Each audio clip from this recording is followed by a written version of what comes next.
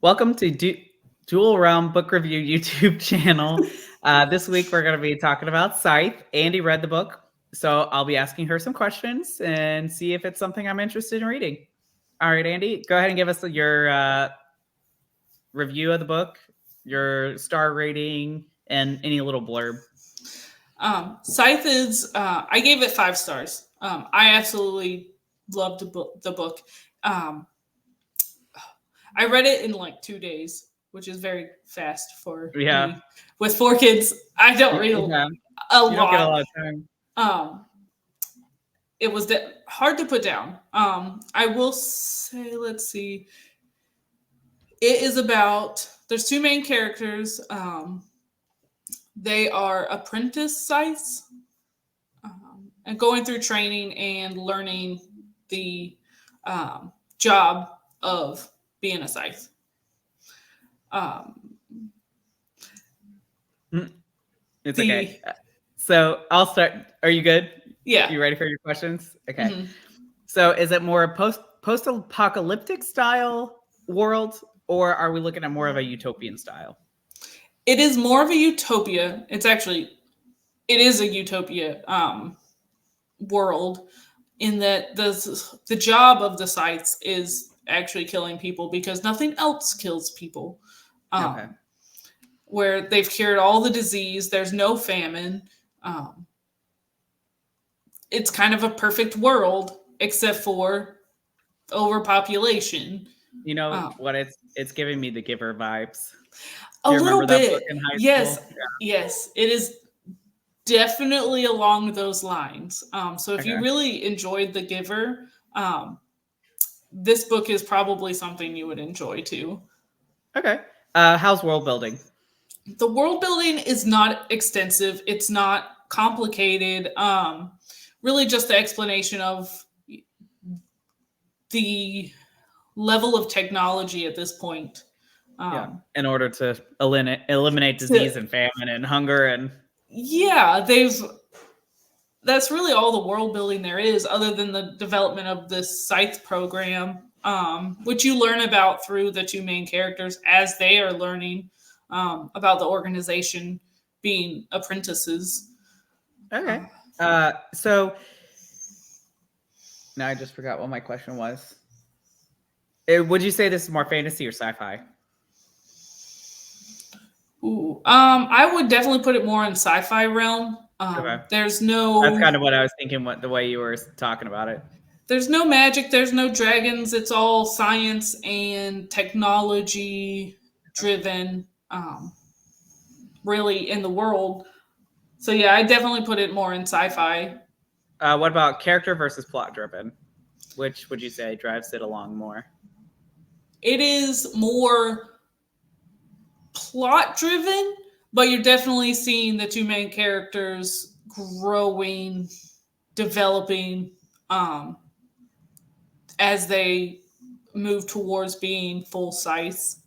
Okay. I can't imagine that killing people leaves no mark on the soul. No, and that is part of the apprenticeship process that they're going through. Okay. Would you say it's very fast-paced? Yes, I would say it's very fast-paced. It is... Yes, it's interesting and engaging the entire time. I didn't really feel like a point where I lost interest or wasn't wanting to read more, which is how I ended up reading it in 2 days. Yeah, I was gonna say, anytime you read a book in 2 days, it's gotta be pretty good. Good, yeah. How would you explain his writing style? Because I just don't like it to be too clunky or too overly flowery. Or would you say it's pretty to the point?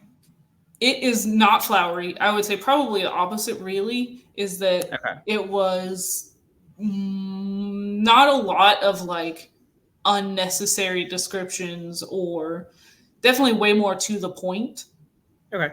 But there was still descriptions. Like, he didn't leave that out. Yeah, you still know what's happening. Yeah. I can't stop saying It's okay. But it didn't feel clunky either.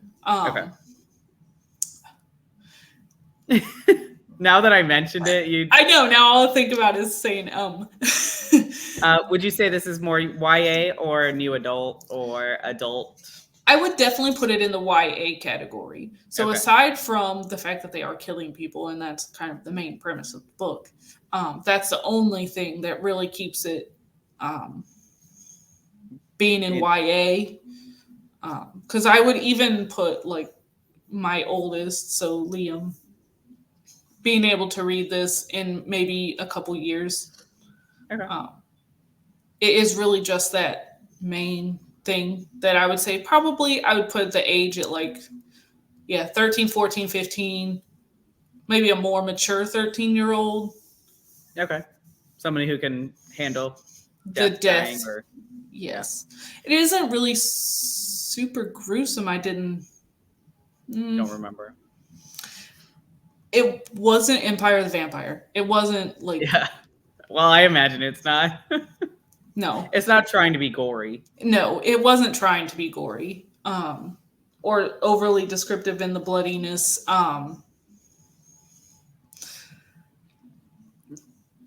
But the number of ways, like, they kill, like, some of the Scythes have specific ways they like to kill people.